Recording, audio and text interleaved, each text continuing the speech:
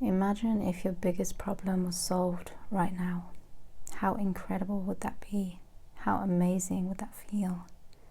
Do you believe Allah can make it happen? The challenges you see around you might seem impossible to overcome, but they are nothing to Allah subhanahu wa ta'ala. Allah said, verily, when He intends a thing, His command is be, and it is. This is in Surah Yasin, verse 82, end of verse. So ask Allah, and ask with certainty. Nothing is difficult for Allah. In today's story, you'll see just how easily our problems can disappear when we ask Allah for help and place our trust in Him. Assalamu alaikum. Before we start, let's send peace and blessings on our beloved Prophet Muhammad sallallahu alaihi wasallam. Allahumma salli wa sallim wa barik ala Sayyidina Muhammad wa ala alihi wa sahbihi ajma'in. Today's story is about a divorced mother of 4 who witnessed an amazing turn of events in her life through turning to Allah and making continuous dhikr of Istighfar and the Hawqala.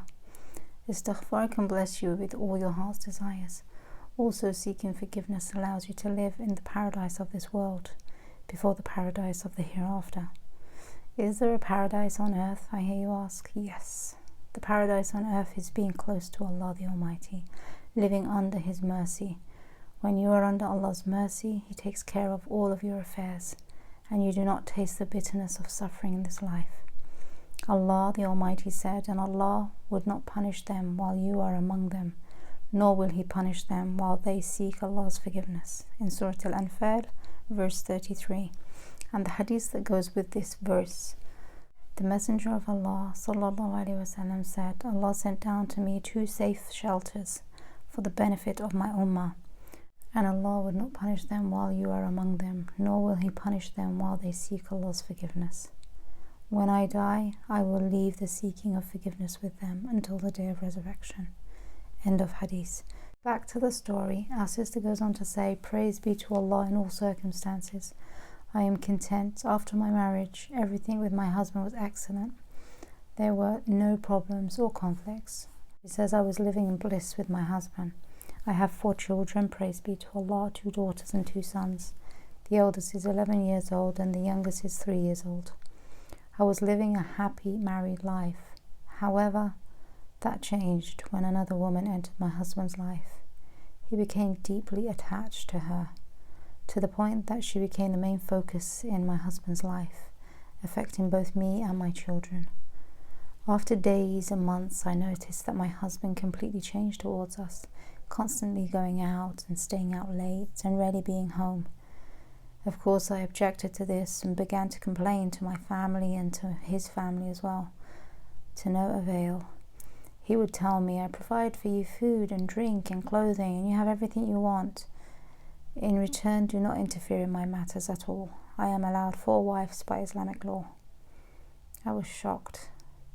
I was shocked to learn that my husband was thinking of officially marrying this woman.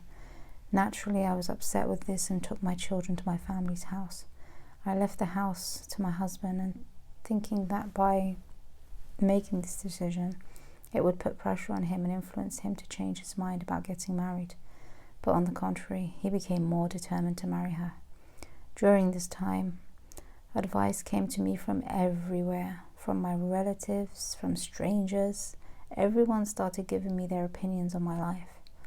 Everyone began to interfere in my affairs. This was the biggest mistake I made in my life. The problem between me and my husband grew. I was shocked that a week after leaving the house, my husband married her and they traveled together to Turkey, where they stayed for 10 days.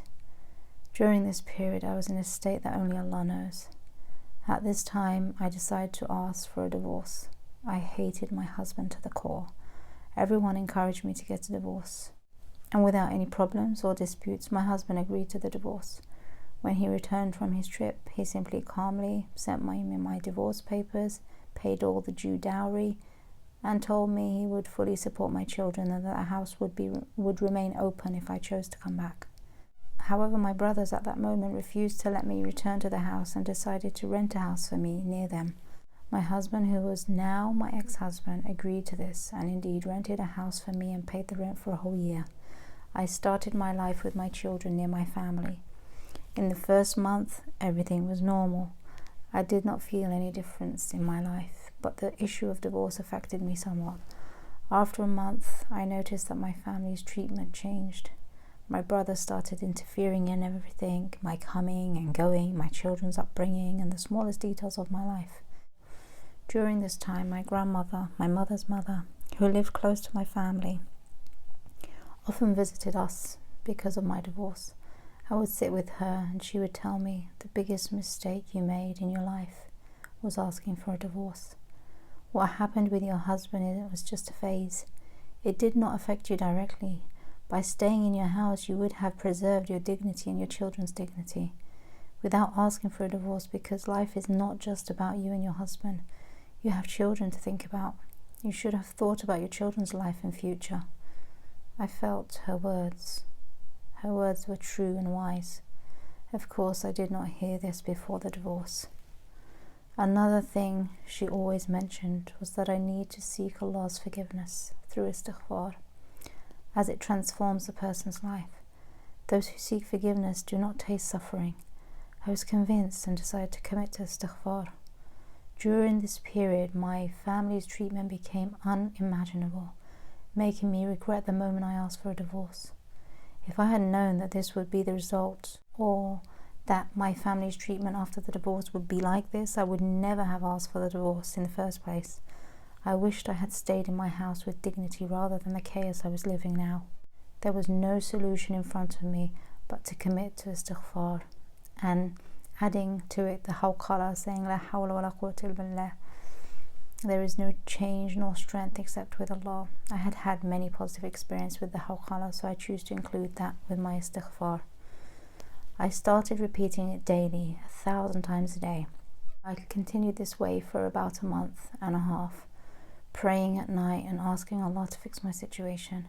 During this period, I asked Allah to either return me to my husband or improve my circumstances. I kept seeing dreams that promised relief, but at the same time reminding me to keep making dhikr.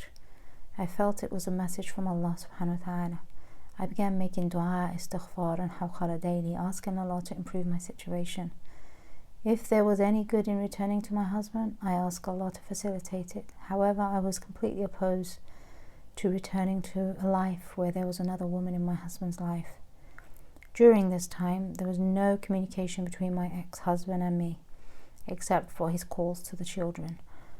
After the divorce, he bought phones for the older children and provided them with money to prevent any need for me to contact him. He occasionally called the children but never contacted me directly. After 2 months, the problems increased and my life became full of pressures because of my family. Unfortunately, in our society, divorced women are treated as inferior and flawed. Life became unbearable. I turned to Allah in desperation. 6 months straight, it was istighfar, hawqala and lots of dua. During these 6 months, nothing changed in my ex-husband's life or mine, but I continued and did not stop. Perhaps Allah would improve my circumstances or change my life. After 6 months of commitment, there was a significant change in my life. For the first time in 6 months, he called me. He called me on my phone, not my children's phone, and from his way of speaking, it was clear he felt a lot of regret for what he had done. He wanted to fix the situation. He wanted to fix what was between us. Of course, he did not ask for this directly, but I felt it in his voice. From then on, we were communicating regularly through messages and calls. One day, my brother stormed into the house and threatened me and said if I contacted him again, he would take drastic measures against me. During this period, my husband told me that if I wanted to come back, he was ready to take me back on my terms. I told him that so long as there was another woman in his life, I wouldn't return. But eventually, I gave in and decided to go back. I had to choose between returning to my husband, even with another woman in his life, or living in humiliation and shame near my family. So I chose to go back to my husband. So we planned, arranged and prepared everything, and I went back to my husband. During this period, my brothers were upset and stopped talking to me. When I returned home, my husband's attitude towards me had completely changed, though the other woman was still in his life. I continued with dhikr never stopping. I incorporated it into my daily routine. My mental state changed and my conditions improved. Many things in my life changed. I felt peace and a sense of calm compared to what I had experienced living near my family. I realized that dhikr lifts the punishment, worries and sadness from us. After persisting daily, I saw many changes in my life. My husband became a completely different person, truly loving. I saw many positive changes in my life. But one thing kept bothering me, the woman who was in his life. Eventually, she became pregnant and had a son. I felt anxious and thought she would take my place and control my husband. I knew that all these thoughts were from shaitan. I asked Allah to protect me, and the remembrance of Allah gave me comfort. I decided to continue istighfar and reciting La hawla wa la quwwata illa billah with the intention that Allah would grant me peace and contentment in this situation. Over time, I felt that things were normal and I didn't allow anything to affect me. Indeed, dhikr was a great blessing from Allah which got me to this point. She had the baby and she started to neglect my husband, not caring for him as before. My husband returned to me better than ever before, showing respect, appreciation and proper treatment. My husband became more attached to me, returning to the man I knew 15 years ago. During this time, she wasn't happy at all, and there was jealousy and problems between my husband and her. I had completely forgotten about her, thinking that since I was living in my own home and had my own life, I should forget about his second marriage. During this period, my life was all about stability and security until one day, my husband brought the baby home and told me that his mother had left him at home and gone to her family's house, and that she refuses to return unless we divorce. He was against divorce and that wasn't an option. I told him to try to bring her back in any way possible for the sake of the baby. The child was not accepting of me and my children, crying and wailing all night, wanting his mother. Over time, the hatred I had for this child and his mother completely changed. After seeing the baby and taking care of him for 3 weeks, her family called my husband and told him while I was sitting next to him, and I heard the entire conversation, that it was either me or his second wife, and that was their final word. My husband said he would try again with her, hoping Allah would guide her back to her son. My husband told her to take the child and he would cover all expenses as long as the child would be raised by his mother. She completely refused, saying she didn't want the child and would give him up if it meant getting a divorce. After many problems and disputes, my husband finally divorced her. Even after the divorce, he tried multiple times to get her back, but she completely refused. Later, we discovered that she had married her cousin. Now my life is so much better than before. I get to raise this little boy and I treat him better than my own children. I consider raising him a reward from Allah. All thanks to Allah, my life has greatly improved, and we went for Umrah as a family, which was truly an amazing experience.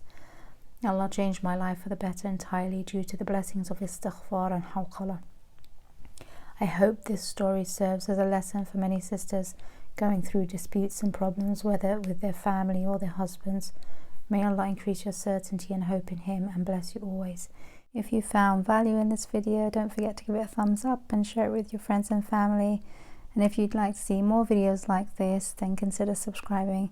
And until next time, I leave you in the care of Allah. Wassalamu alaikum wa rahmatullahi wa barakatuh.